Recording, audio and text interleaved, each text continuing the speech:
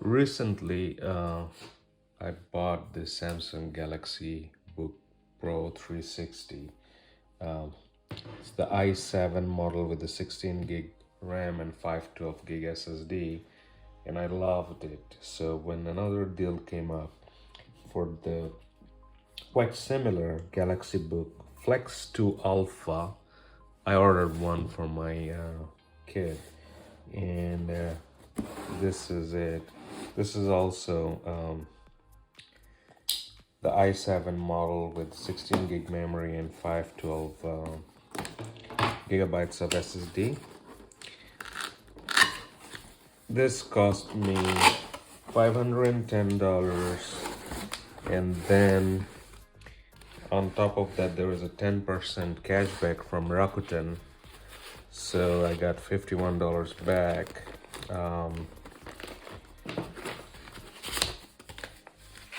So that brings the price to, I said, $460. So that's a really good price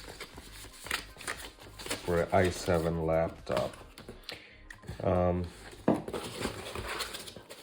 This is a similar form factor, 13.3-inch display. For this 150 or so less dollars, the thing that I'm missing from this one is that this got a QLED display instead of the OLED that's in the Book Pro 360. Doesn't have Dolby Atmos. I don't know what Dolby Atmos actually does on this thin laptop, honestly. And you don't get a Thunderbolt port, so this is the reason I'm keeping this one for myself, the Galaxy Book Pro 360, because it has a Thunderbolt port and Thunderbolt 4 actually, which I am going to use to connect a dock to replace my desktop, so that I have to only deal with one computer. The battery is a little bit small on this one. It's 54 watt hours compared to 63 watt hours on the 360. This one is also a touch screen, a digitized screen, but it does not include a S Pen in the box, whereas for the 360 it does. It's a little thicker. It's 0.55 inch versus 0.45 inch compared to the 360.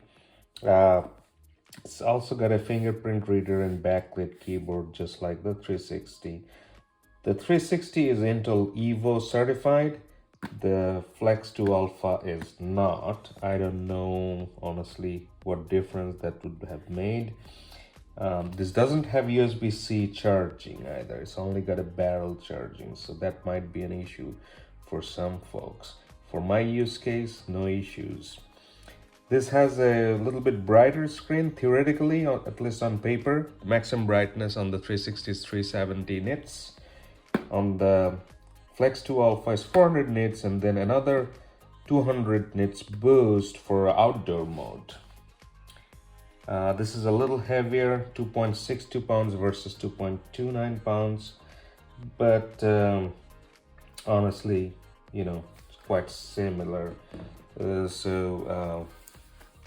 This also can fold like a tablet. The screen folds like a tablet, right? So just like the 360. Same CPU, RAM, and SSD, all metal body.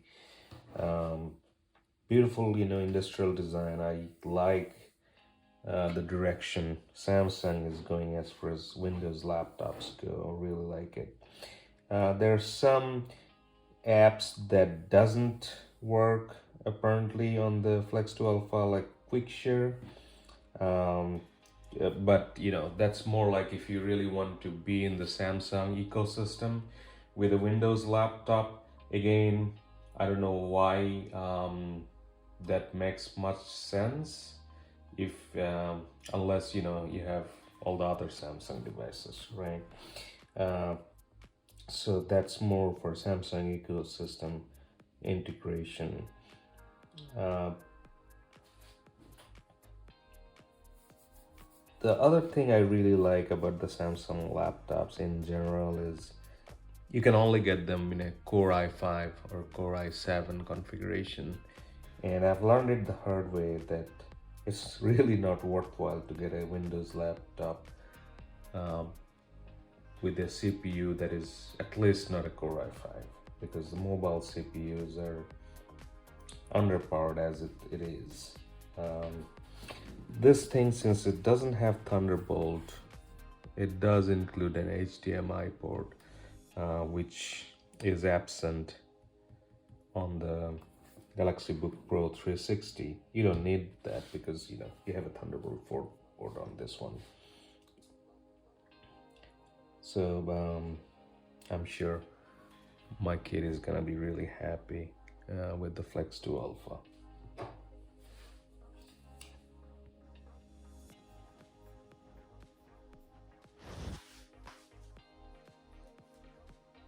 So this is how both screens look. The one on the left is the Galaxy Book Pro 360 with the AMOLED screen, and the one on the right is the Flex2 Alpha with the QLED screen. The AMOLED looks a little bit saturated, I believe. They're both at maximum brightness, but I don't think for this purposes the brightness difference is actually visible. Which screen do you like better? Perhaps you can let us know in the comments. Thank you for watching this video.